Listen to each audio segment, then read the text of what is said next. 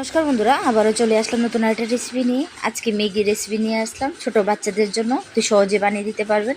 দেখুন, আগে ম্যাগিগুলো নিয়েছি, আমি ভালো করে সিদ্ধ করে নিয়েছি। দেন এখানে একটা ডিম নিয়েছি, ডিমের কুসুমটা আমি আলাদা করে নিয়েছি, একটু রয়ে গেছে, এটাতে আবারও সরিয়ে নিলাম। এভাবে করে ডিমের কুসুমটা আগে সরিয়ে নিব।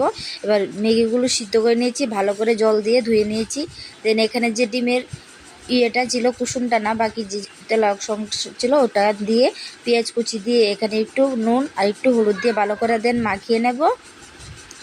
আপনারা চাইলে আপনাদের বাচ্চাদেরকে এরকমভাবে টিফিনে দিতে পারেন, খুবই সহজভাবে। ভালো করে মাখিয়ে নিয়ে এবার কড়াইতে আমি তেল দিয়ে দেব। তেল দিয়ে এটাকে একটা বড়া শেপে দিয়ে দেব, গোল গোল করে।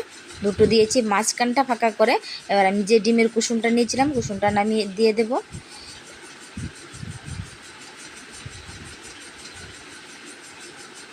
দেন এখানে আমি পেটটা হয়ে গেলে উপরটা উল্টিয়ে দেব, উপরে ম্যাগির মশলা দিয়ে দেব। আপনারা মরিচ খেলে মরিচও দিতে পারেন, আমি যেহেতু বাচ্চার জন্য বানিয়েছি তাই মরিচটা ইউজ করলাম না। দেন এখানে উল্টিয়ে দেব দুটোকে।